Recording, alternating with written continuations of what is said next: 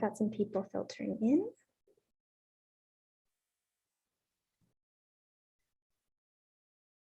All right. Oh, a bunch at once. Excellent. Good evening, everybody. You're in the right place. We are just waiting for everybody to settle into the Zoom room. We'll get started in just a moment. All right. Okay, great. We are live on YouTube. Let's get started. Good evening, everybody, and welcome to Politics and Prose Live. My name is Beth. I'm on the events team at PNP, and we thank you so much for joining us here to celebrate Farah Stockman's new book, American Made, in conversation with Connie Schultz. At any time during the event tonight, you can click on the link that I'm going to post in the chat to purchase copies of American Made from PNP. In addition to growing your own library, a book sale from PNP does mean that we're able to bring content like this to our community. You can ask our author a question tonight by submitting it to the Q&A box below. It's near the bottom of your screen, the button for it. Be sure to submit your questions in the Q&A and not in the chat to make sure that Connie, our moderator, will see it. I will waste no more time getting to the main event. Tonight, we're talking about American Made. What happens when Americans lose their jobs? In this illuminating story of ruin and reinvention, Pulitzer Prize-winning journalist Farah Stockman gives an up-close look at the profound role work plays in our sense of identity and belonging, as she follows three workers whose lives unravel when the factory they have dedicated so much to closes down. Farah Stockman joined the New York Times editorial board in 2020 after covering politics, social movements, and race for the national desk. She previously wrote for the Boston Globe and has reported from Afghanistan, Pakistan, Iran, South Sudan, Rwanda, and Guantanamo Bay.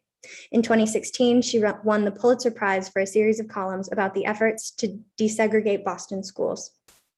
Stockman is joined tonight by Connie Schultz. Connie Schultz is a Pulitzer Prize-winning writer and a professional in residence in the journalism school at Kent State University, her alma mater. She's the author of 2 memoirs, And His Lovely Wife and Life Happens, and most recently the novel, The Daughters of Erie Town. Welcome, Connie and Farah. We're so excited to have you tonight. Thank you, Beth. Farah, you ready? Yeah. Thanks a lot for that introduction. Let's thank everyone who's joining us. It's wonderful to get you at the dinner hour, probably for a lot of you, or right before. And it speaks to your values and your priorities that you want to hear from Farah. And I wholeheartedly endorse your decision tonight. I love this book. As Farah knows, I was willing to write a blurb for this book, and I don't do that very often.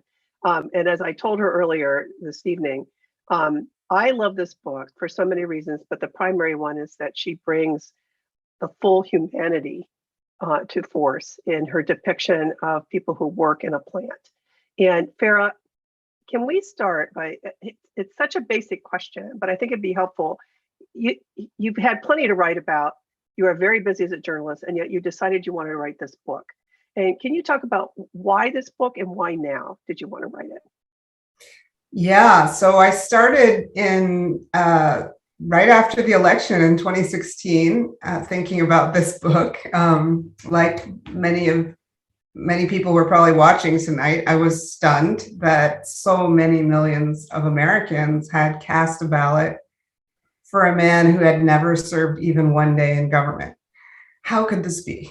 How could they elect him president? So I'm from the Rust Belt, I'm from Michigan, and I started asking around, and I kept hearing, like, he's going to save our factory. He's going to bring the factories back.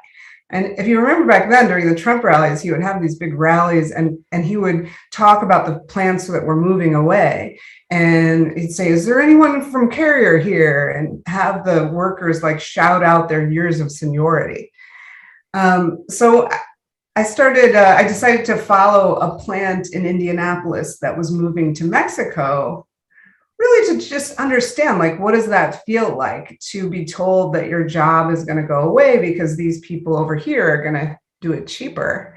And so I followed workers at Rexnord as the plant shut down for about 7 months. And it was a real education for me.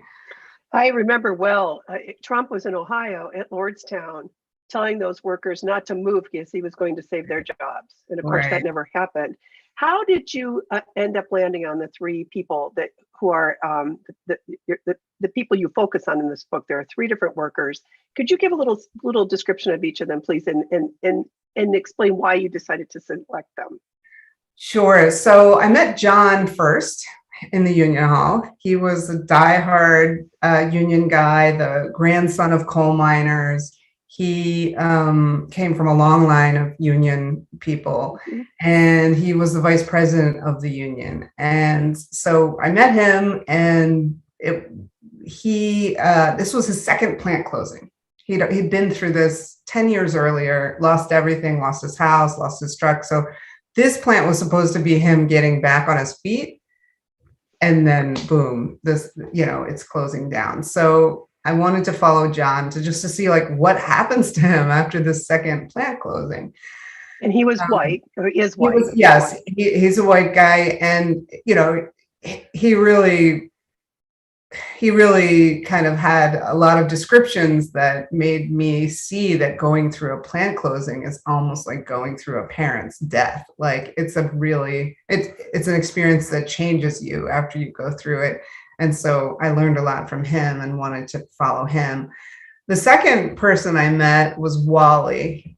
He's a Black worker. He was a Black bearing assembler who was one of the most optimistic people I've ever met. I met him at a union rally. Basically, he gave this fiery speech about like, we got to stand and fight for our jobs, y'all. And he was like, basically it was this moving speech about interracial solidarity. They're coming for all of our jobs. Doesn't matter if you're Black or white. It just, he gave this great speech. And afterwards, all of these, workers in their Harley, jackets are hugging him.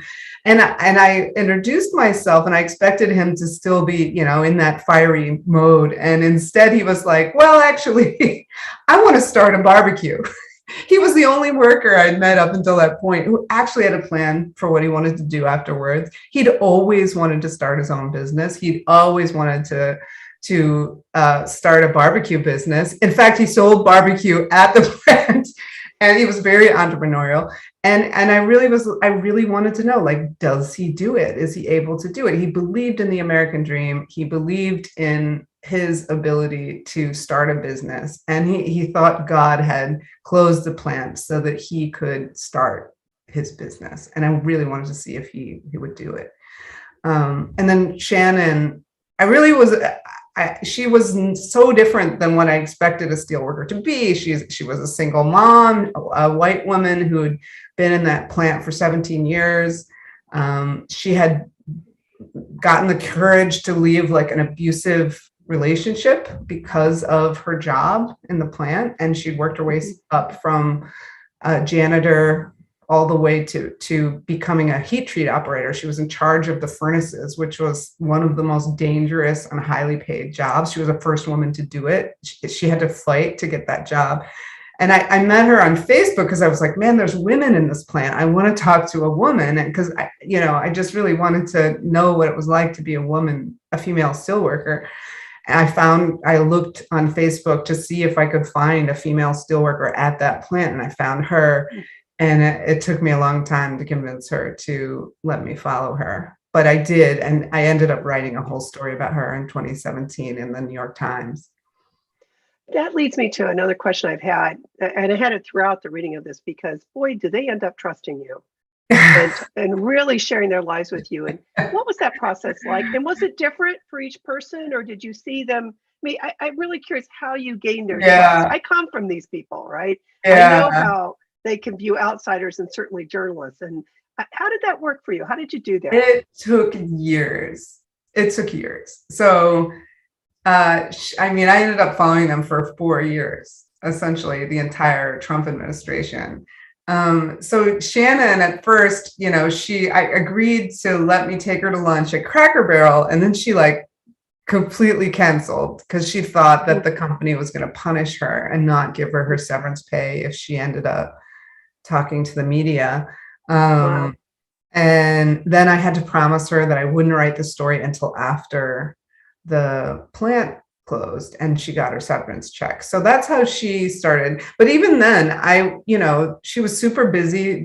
These workers were working 7 days a week for months on end. They literally had no day off for months. And so I would go to her house and jump in her car and drive with her to work every day and home every night. Like for several nights in a row to sort of, that was the time she had. Yeah, right. And eventually she let me sit on her front porch, and eventually she let me into her house. But it took a long time. And then by the end, she invited me to important family things. I was at her daughter's scholarship night, 21st birthday, these family events. Wally ended up inviting me I went to his family reunion. I would go to church with them, and it was just whatever they were willing to let me see, I saw. Yeah. In the course of the writing of this, and I want to ask this for the writers who are in the audience as well, I noticed you use a lot of the nonfiction narrative writers' tools, including foreshadowing and reconstruction with conversations. Can you talk a little bit about how you decided to structure it and how you decided to use those tools in the writing? Yeah. So the more that I started to see their whole story and see, I got really interested in how they got the jobs, because that was really important. Not, that was a friends and family factory. You had to know somebody essentially to get hired. Yeah, right. And so I thought it was really important to understand how they got hired. That's key to sort of understanding how coveted these jobs were and how some of these jobs were literally passed down like family heirlooms. And so once when I originally wrote the book, I started with a key event in each of their lives that caused them to go get that job at the factory. And with Shannon, it was a time she got beat up really bad by her boyfriend. With Wally, it was when his appendix burst and he didn't have health insurance, and he started realizing I need health insurance. And with John, it was when he moved back to Indianapolis. And so I wrote the whole book with these, beginning with these key moments that caused them to go to work at the factory. And Kate Medina, who my publisher, said, we should start with more action. So she actually reconfigured the book a little bit to begin with the drama of election night. Using foreshadowing, once you sort of understood the arc of their life, then you could see important things. You could foreshadow and know how important they were. I guess and I should say that I'm in a narrative journalist writing workshop, or I was at the time, and we talked a lot about how to create suspense, and so that helped me a lot. Mark Kramer is sort of a narrative writer. Oh, sure. Mark, yeah. If you're out there, hello. When I first wrote the book, I also ended up distinguishing between quotes I heard myself and quotes that they recounted. And I had the quotes they recounted in italics. And it was also Kate, the publisher, said, that's a little cumbersome. Let's just put them all in quotes. And so it was a choice that we made to kind of make the book read more, I don't know, smoothly. Well, and more conversationally, the way life actually unfolds, right? When you're talking about people and the people in their lives. I know the challenge of reconstruction and narrative fiction, and I've done my share of it. And you cannot do it without their trust, because not only are they conveying conversations to you, but you want access to the people they're claiming to have talked to, right? Yes. And you want those people to trust you as well. And they're not going to if your subjects don't. Yes. And there were things that I changed after going back to the second person and saying, is this how it happened, a few times, small details. But, and I shared these scenes with the people who were in them. Yes. And said, in almost every case, there were a couple I didn't find, but yeah, I tried, certainly for the main three characters, they had to know how they were being portrayed and the thoughts that I was attributing to them, and make sure they were accurate. So it's a painstaking process, but it's so worth it in the end. But I just wanted to point out that for especially people in the audience, I wanted to understand just the undertaking that sort of thing is. I want to remind people too that you can put questions up And I'm going to be looking at them, and I will be asking some of them. So please don't hesitate if you have some questions. So Farah, I mentioned I'm from the working class, and I felt like my second home growing up was the union home, right? Because that's where I witnessed so much of the camaraderie among workers, and where I heard stories about how they helped one another. Sometimes they really intervened when there was risk involved. My dad was a utility worker. Well, that's one of the things I think you're so effectively conveying in this book is the camaraderie of work. In other words, it's what the economists so often miss in the coverage, and unfortunately too many journalists, I would say as well, that workers become numbers, plant closings become statistics. Can you talk a little bit more about that? And maybe I'm off base here, but it seemed to me that that was one of the things you were trying to illustrate with this book. Am I on the right track here? Oh yeah. I mean, it's a huge takeaway. The biggest takeaway was how much jobs mean to people, totally apart from a paycheck. It was a social network. It was a family tradition. It was, it was a structure, right, for life. Right. And so after the plant closes, Shannon's home, she's miserable because she doesn't have a job, and she has to use food stamps, and she's being brought back to the days of like humiliation when she was a kid, and she would go grocery shopping with her mom, and her mom would use food stamps. So like, to me, there was, for Shannon, she would talk about this pride as well in earning a paycheck.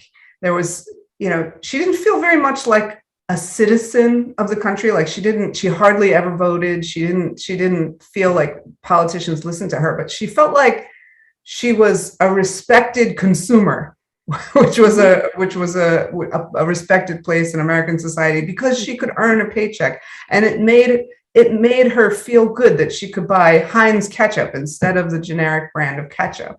Like, I guess the factory made her have this self-respect, but it also gave her friendships and, she mentors and people who could give financial advice. They had a bowling team. There was a lot there. Wally had served a stint in prison, and he joined the factory to get health insurance and get back on his feet. And he ended up like really, the social network he got from there helped him get financial advice, sign up for a 401k. One of the workers lent him money to buy a house that he ended up renting and have as a side business. So like, I came to think of the factory a lot like my college is. Like, like if I went to go look for a job, I'd rely on my classmates from college, right? To help me or, to vouch for me. And that's what these factory workers did. They would use their social network to get another job or get advice on what to do in this or that sticky situation in life.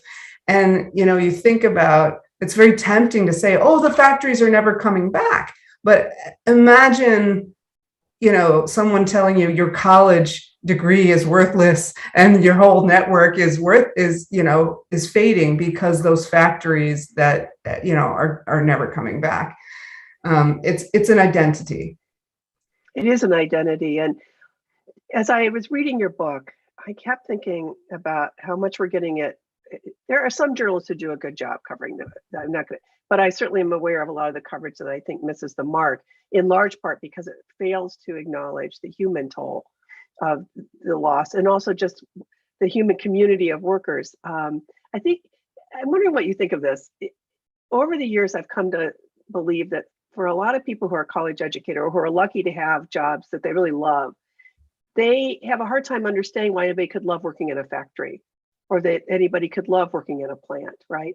And I'm wondering if that is a problem that I'm also seeing in the journalism coverage of this as well.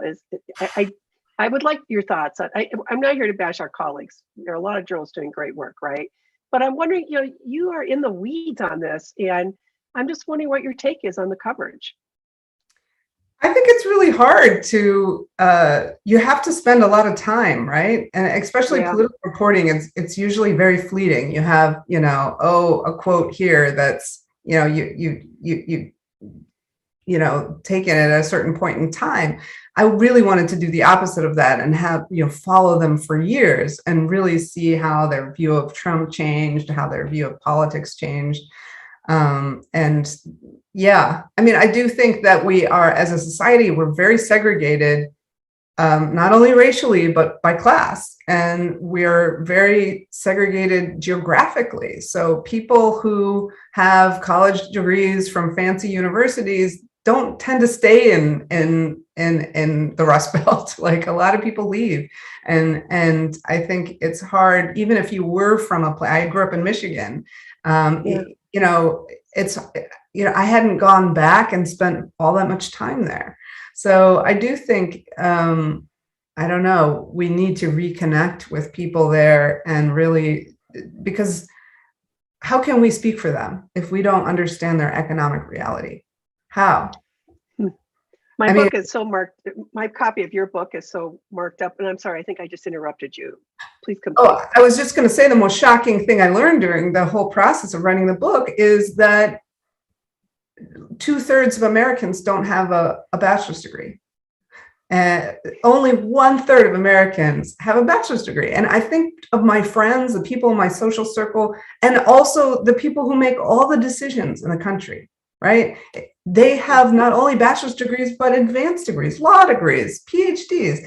And they are just miles away from the economic reality of someone with a GED, especially someone with a GED in the Rust Belt. It's just, there's no other way to describe it. I cite that statistic to my students often at Kent State, and they're almost universally stunned to know that they're still, as hard as they're working, many of them are first generation college students. It has never occurred to them how in that way they're privileged, right, to get the college education, which brings me to your chapter, White Privilege. As I was about to say a little bit ago, I have so many places marked up, which to me is the highest compliment to a writer, right? Is to, oh my God, you're making me think about this and you're making me wonder this. I want to read aloud 2 sentences and have you respond from this chapter. The more I learned about the labor movement, the more white supremacy looked like a rich man's trick to convince a poor man to support an economic system that made a beggar of him. How could white workers earn a decent wage when they had to compete with slave labor? And I just want you to talk about that chapter and about that. You just flop on its head so much of what we have come to understand in terms of the language of white privilege and the academics who talk about white privilege, as opposed to how people who are in those jobs often think of it mistakenly often, but it's just more complex, I guess, is what I'm getting at. Could you talk a little bit more about that chapter, please? Yeah, that was race in this. Oh, that was so definitely the hardest chapter to write. Why? Why is that? Well, because I think that the racial reckoning we've had is incredibly important. We need to have that conversation. It's long overdue. But we also need to add the class element into it, because otherwise we're dividing workers in a way that doesn't help them and that advantages the elite. If you look back, that workers have been pitted against each other since the days of slavery, and look at who is the second, after slaves. You have this class of people in the South who were landless whites, and who also couldn't get jobs because that paid a living wage because of the system and so I guess I was just very struck by hold on one second. I have to plug in my computer. I'm going to lose you guys. So that chapter was a chapter in which I realized that after following John for a number of years, I see a Confederate flag in his garage. And I was just going to ask you about that. I held my breath. Why don't you go ahead and plug it in? Okay, just remind people. Yeah. Okay. Yeah. And I mean, I think you said 4 hours? It was 4 hours ago. We had a 4-hour conversation about it. And tell us more, please. Oh, I mean, yeah, so much of Set what it I up learned. first. What's Farah, set that? it up. Set it up, please, for everybody in Well, the so audience. this factory is about 40% Black, right? There are Blacks and whites on the factory floor working side by side. About half of the whites that I was following supported Trump, and and none of the Blacks did. So the question in my mind: how do you, if they're supporting Trump because of his policies on trade, because he's going to save the factories and he's going to bring the factories back, how come the Black workers didn't also believe that? And so, it was really a chance to interrogate the concepts of race and class and see how they could clash. I mean, were you nervous to bring it up? Were you nervous to bring up the conversation about the Confederate flag that he had painted, right? He had painted during. Yeah, so he's from Kentucky. He's from a coal mining family in Kentucky. He said his grandfather gave him a flag, and he ended up painting it on a board. And to him, it was the rebel flag. It was not it had nothing to do with slavery in his mind. And and it was so different than so much of our conversations, because he was a union vice president. He was a guy who fought for Black workers' jobs and was frequently had a lot of interactions with Black workers, both inside the plant and socially outside. So it's not a simple story. It's very, people are full of contradictions. And on the one hand, I could say that many of these white workers in this plant had far more interracial interactions, than white collar people I know, right? They worked on the assembly line. They went to Colts games. They were part of a bowling team together with Black workers. And yet, when it came to the political correctness or understanding that symbol and what it means to even their best friends who are Black, they hadn't understood it. They weren't listening. And I was actually the disconnect between what white workers and even their best friends who were Black would say about politics, about race. It was a really interesting thing to watch. And to really wrestle with. And so I could tell you, sort of how I reimagined American history after this experience. But let me put it this way. The labor movement, to me, that's what John taught me about the labor movement. Those jobs, to John, those jobs were not middle-class good jobs just because they were white. Those people fought for those jobs, right? To be middle class. They fought for living wage. They fought for safer working conditions. And in some cases, they were bloody battles, right? Yes, there were. Yeah. And so, after the labor movement secured good jobs for white men, and we had the women's movement and the civil rights movement that got those jobs to be open to some degree to women and Black people.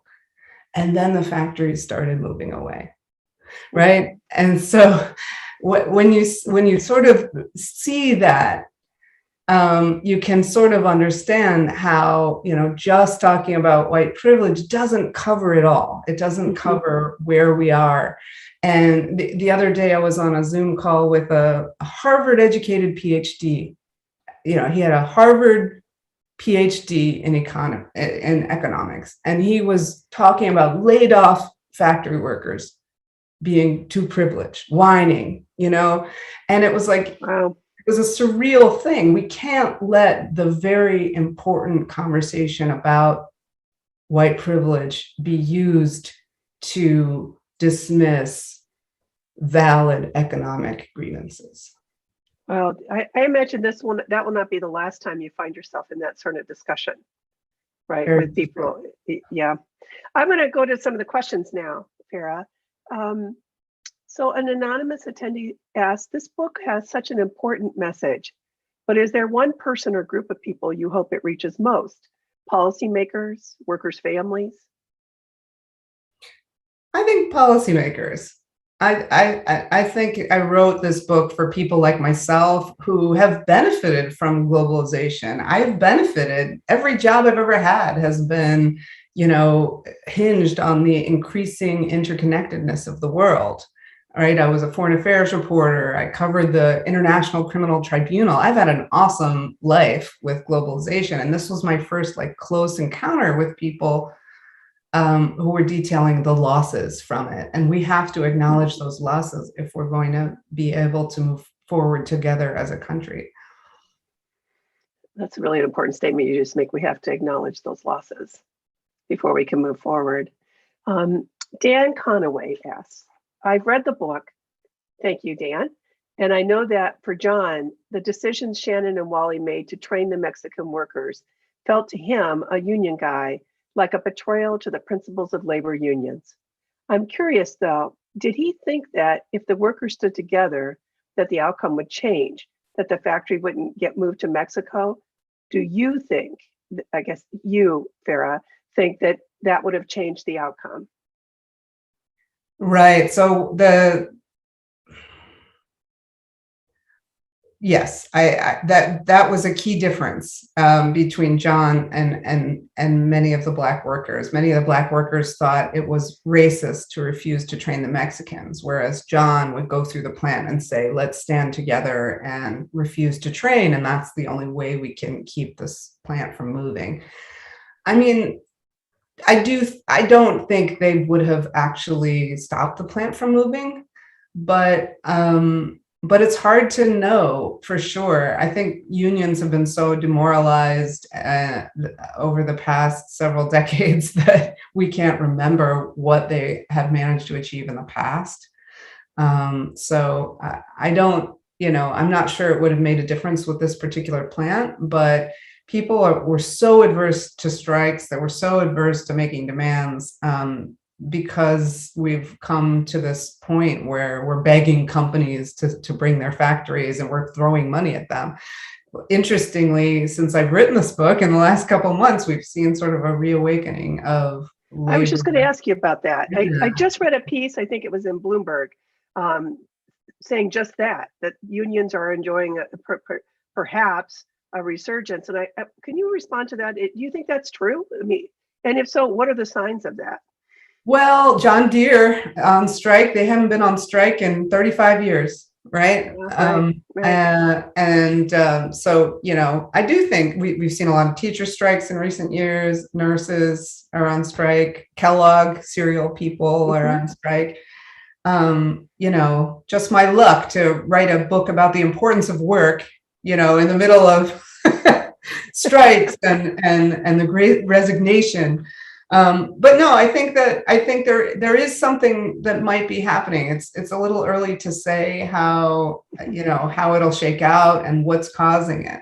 But I do think that workers' rights and this idea of what do we want to get out of work and how much meaning we want to be valued by the places that employ us. I think that's clear. And certainly people who are not working in plants or factories can understand that, I would think. Most of us want to be valued in the workplace, right? If we're working in these jobs. Yes. And going back to this idea, how many times do you meet someone for the first time? And what's the first thing they ask you is, what do you do? What do you do? Yeah. And they're asking you, what is your job? All right. So here's another question from an anonymous attendee. Was there anything or anyone's story that didn't make the final cut that you wish you could have included? Oh my gosh, so many. Tell us about a couple or three, would you? So many. Well, Shannon was this idea of consumers, because Shannon was a compulsive buyer. She would love, she didn't have a lot of free time, but after her shift, she got off at like 11 p.m. and she'd go walking the halls of this big superstore. And she would buy a lot of things for her granddaughter. And, it was amazing to see how much buying things she would do it to make herself feel better. She would do it as a release, and she would do it to to spoil her disabled granddaughter who just like barely survived a surgery. But really there was a deeper meaning to it to me, and because when you talk to policymakers about why globalization is good for the American people in the way that it's been created, they always say, they always talk about consumers. It's lowered the price for consumers. And so, I wish I'd had a little bit more sort of intellectual soul searching about that, because, Shannon's didn't lack for stuff. Her house was chock full of stuff. There was so much stuff she had to beg people to come and take it away, right? Like her boyfriend was a furniture mover, and he would just bring stuff home from all these places, the stuff people had left behind. And, to me, it just led me to say that American economy we're not lacking of things, right? We're lacking of meaning and community. And so, we've reached peak crap. Somebody had, as somebody told me once. So I guess I wish I'd had a little bit more I wish I hadn't cut that sort of part. It's hard, isn't it? It's always hard. It's hard. You know what, Farah, speaking of who makes what we buy, I just want to mention, have you perhaps describe or explain what you're wearing? And yeah, so I had this, I wanted to showcase American made clothing, because I just thought it'd be kind of fun. And I went to Nordstrom's and asked the, lady there to help me find an outfit. And she brought like 20 outfits, and only 2 of them were American made, and neither one of them actually looked good on me. So this is made by my nephew in Minneapolis, and it actually has a pocket, which is revolutionary. Very cool. For lady fashion. Anyway, if you all know of cool American made clothing, I'd love to keep wearing it on my book tour. I'm wearing a necklace made by an artist in Cleveland, and my clothing here is made from a woman who's an artist in the US. So I really share your affection for that. All right, I'm going to read another question. This is from Cynthia Winder. The factory workers that had such a huge social and activity network among them beyond the work. Besides attending different churches, what other areas of individuality were available to the factory families? I mean, they were all different, right? There were individuals. I didn't find too many churchgoers, actually. But, some of them played baseball together. Some of them gambled at casinos. Some of them, the bowling team was the group that I really fell in with. And, they used to say, man, this partly because of Bowling Alone, right? That book that talked about the decline of civic life. You could see it right there in that bowling alley. They said, there used to be a whole league of link belt, which was what that factory used to be called. We used to fill this whole place, and now it was just like one or 2 lanes. So yeah, they all had different interests. They loved going to Indy 500. A lot of them rode motorcycles. But to me, I came to see like, this is a culture. Working class is a culture. It's not just it's not really the money you make. I stayed away from language like middle class because I really think like what you eat, what you like to eat, what you like to do in your spare time, whether you own a gun or not, these were all big differences between the steelworkers and myself. And we would laugh about it. Like they would make fun of what kind of beer I ordered, Yeah. Oh, yeah. that brings back memories. Dad drank whatever was on sale, right? Stroh's, Rolling Rock. He liked Schlitz because it looked like Schultz. He played on the softball team, as so many men from the plants did. The rivalries were often between and among plants, right? Union holiday parties were huge when we saw entire families from the plants. You took me back. Your book took me back to some of the things that you don't think about as much when you are, somebody who leaves that much of that behind. Not deliberately. It makes me want to ask you a question here. Parents' dreams for their children. Can you talk about that a little bit? I mean, I certainly am the outcome of that. It was understood we would all go to college, it was not even open to discussion. And I'm just wondering, has that changed? What did you notice as you were talking to these people about what they hoped for their children? So most people hoped their children would go to college, but they worried that the job that their kids would get wouldn't be worth the debt that they would carry. Yeah. And I think they had real reasons for that, worry. I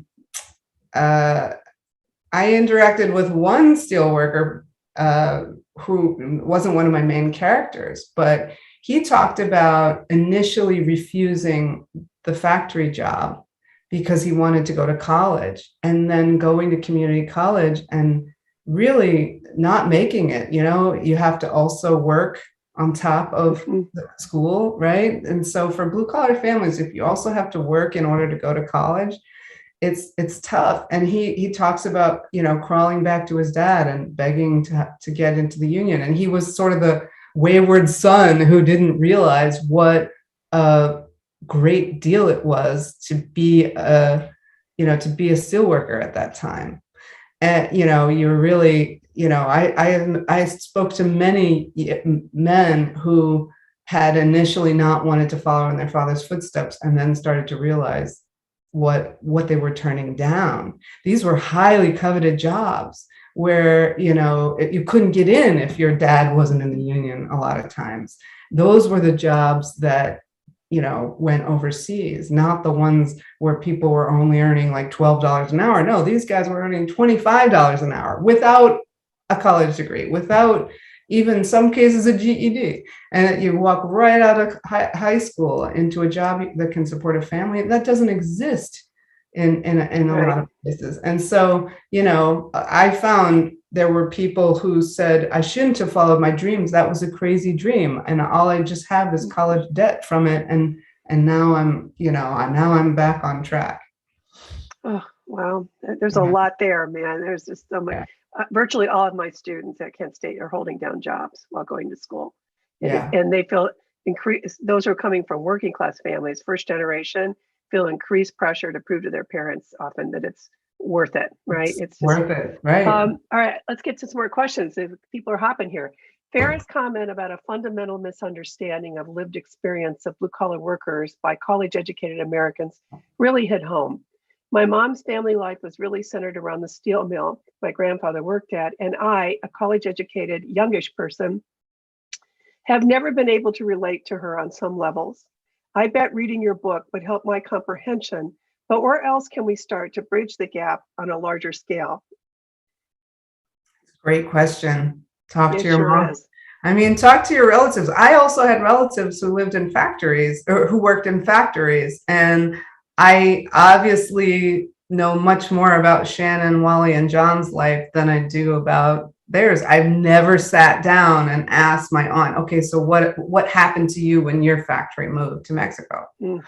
I heard, you hear little snippets, but, I've never followed my family members like that.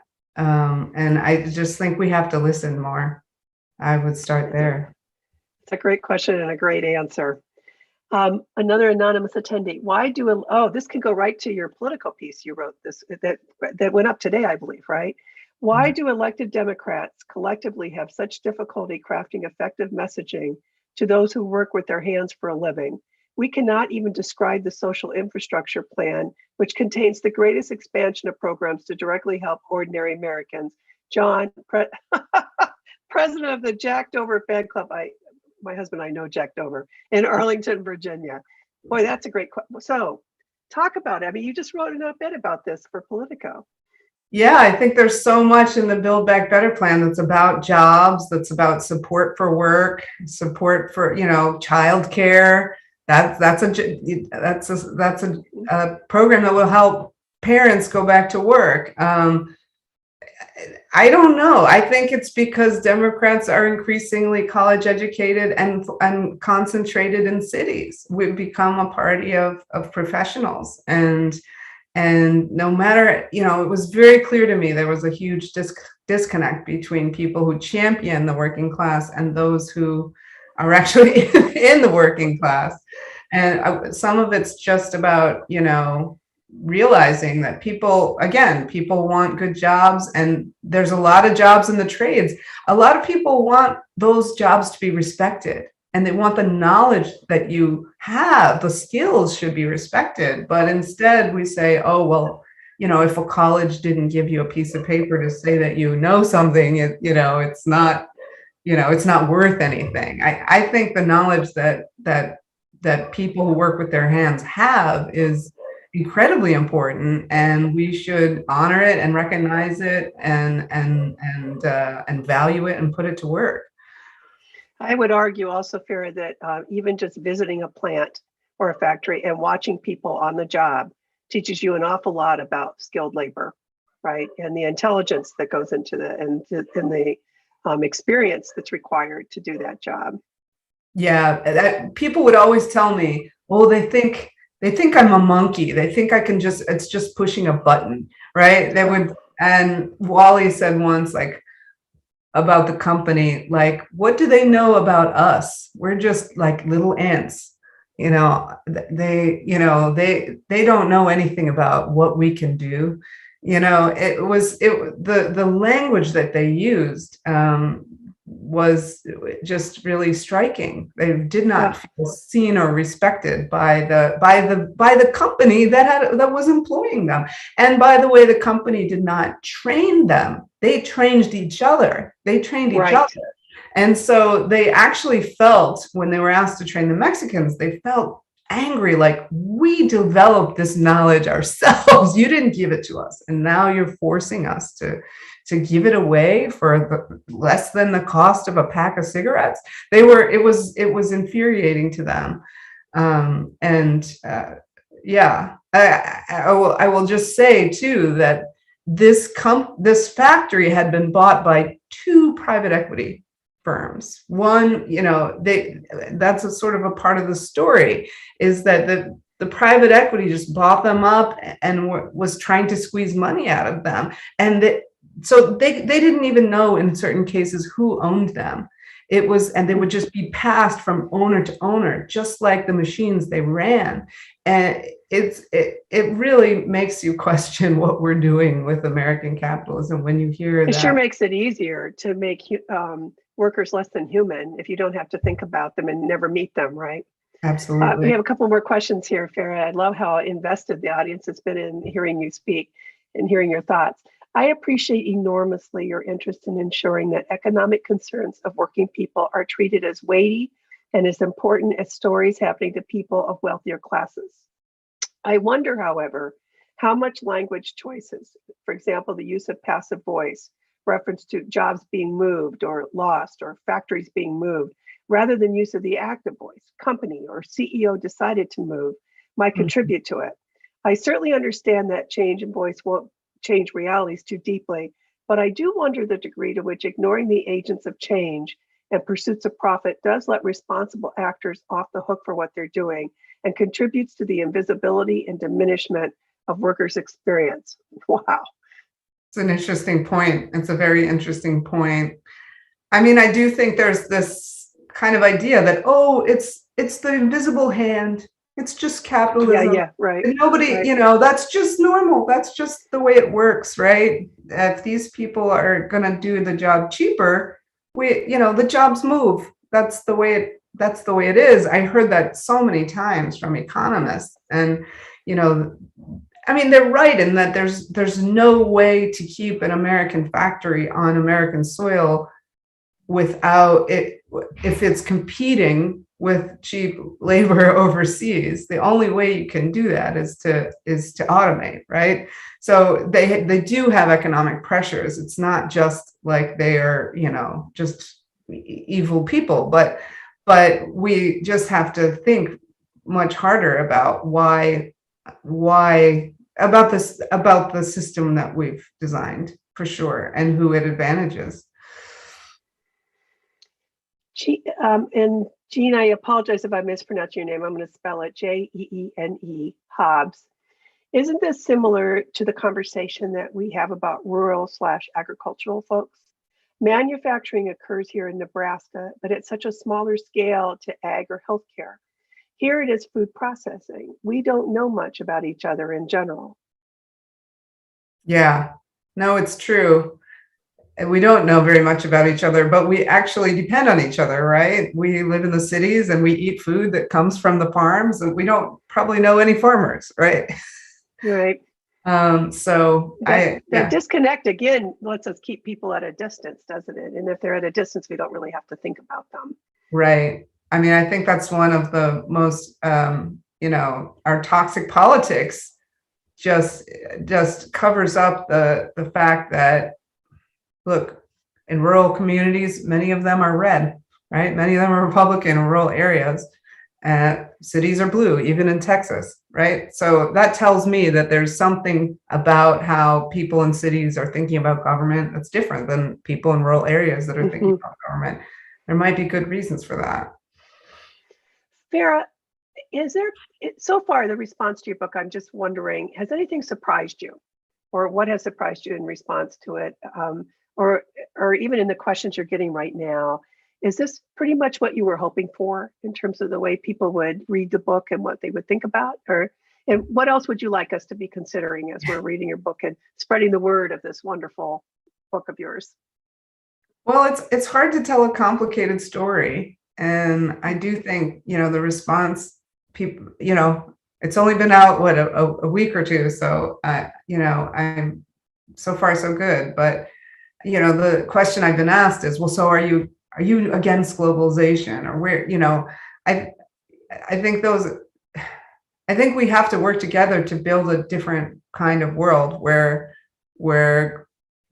it's working for the people, not just these multinational corporations. And I would love to see more people getting engaged in that process for, thinking about how we can support one another, and what do we owe each other.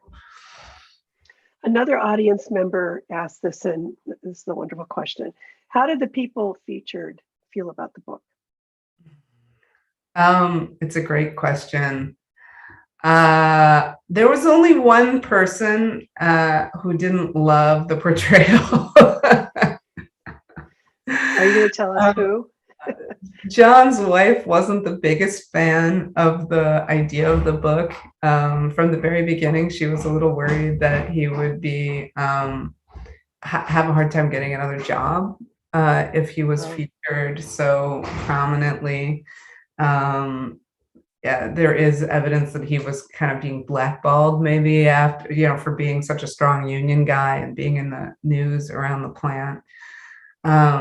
But I had to work with them and figure out which stories could be told. And there's sometimes people could tell me a story and it wasn't their story to tell, right? Maybe it's their children's story or a relative story. And so, but very common. It's that was the toughest part. But yeah, I think for the most part, people were happy with the fact that someone was taking the time to try to understand what they were going through. How do you, and this might be our last question, but unless somebody pops up with another question, I'll ask it. You got one more chance here. Please type one if you want. I'm thinking about, you spent 4 years with them. You always want to remind your subjects that they are indeed your subjects, right? But you're going to personal and family events. You're getting to know them very well. And sometimes it can be a challenge to remind yourself they're not going to love everything about this book, right? They're saying things because they trust me now, and maybe they're forgetting that they're telling a reporter, right? How do you navigate that?